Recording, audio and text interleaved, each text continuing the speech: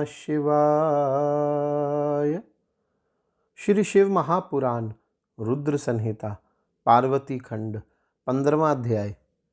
ब्रह्मा जी बोले, तदंतर वरांगी ने आदरपूर्वक गर्भ धारण किया। वह बहुत वर्षों तक परम तेज से भीतर ही बढ़ता रहा। तत्पश्चात समय पूरा होने पर वरांगी ने विशालकाय महाबलवान तथा अपने तेज से 10 दिशाओं को दीप्त करने वाले पुत्र को उत्पन्न किया। देवताओं को दुख देने वाले उस वरांगी पुत्र के उत्पन्न होने पर दुख के हेतु महान उत्पात होने लगे।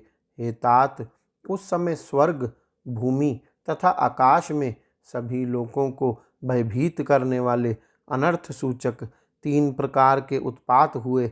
मैं उनका वर्णन कर रहा हूँ।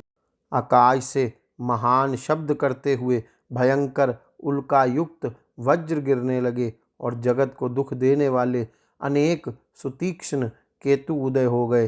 पर्वत सहित पृथ्वी चलायमान हो गई, सभी दिशाएं प्रज्वलित हो गई, सभी नदियां एवं विशेषकर समुद्र शुद्ध होने लगे। भयंकर हू हू शब्द करते हुए तीक्ष्ण स्पर्श वाली हवा बहने लगी और धूल उड़ाती एवं वृक्षों को उखाड़ती हुई आंधी चलने लगी। हे विप्रेंद्र, राहु सहित सूर्य और चंद्रमा के ऊपर बार बार मंडल पड़ने लगे, जो महाभय के सूचक तथा सुख का नाश करने वाले थे। उस समय पर्वतों की गुफाओं से रथ की नेमी के समान धर्र धर्र एवं भय सूचक महान शब्द होने लगे। सियार एवं उल्लू अपने मुख से भयानक टंकार युक्त शब्द करते हुए अग्नि उगलने लगे और सियारिनें गांव के भीतर घुसकर अत्यंत अमंगल तथा महाभयानक शब्द करने लगी। कुत्ते जहां तहां गर्दन उठाकर संगीत के समान और रुदन के समान अनेक प्रकार के शब्द करने लगे।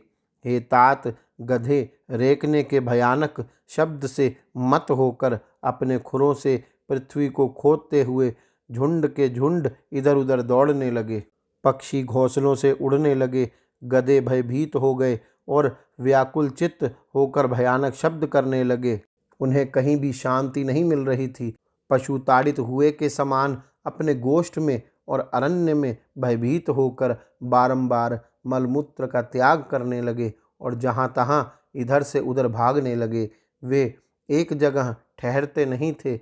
गायें भय से आक्रांत हो उठी। उनके स्तनों से रुधिर निकलने लगा, नेत्रों से अश्रुधारा प्रवाहित हो उठी और वे व्याकुल हो गई।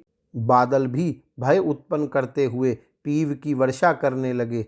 देवताओं की प्रतिमाएं उछलकर रोने लगी। बिना आंधी के वृक्ष गिरने लगे और आकाश में ग्रहों का युद्ध होने लगा। हे मुनिश्रेष्ठ, इस प्रकार अनेक उत्पात होने लगे। अज्ञानी लोग उस समय यह समझ बैठे कि विश्व प्रलय हो रहा है। तदंतर प्रजापति कश्यप ने विचार करके उस महातेजस्वी असुर का नाम तारक रखा।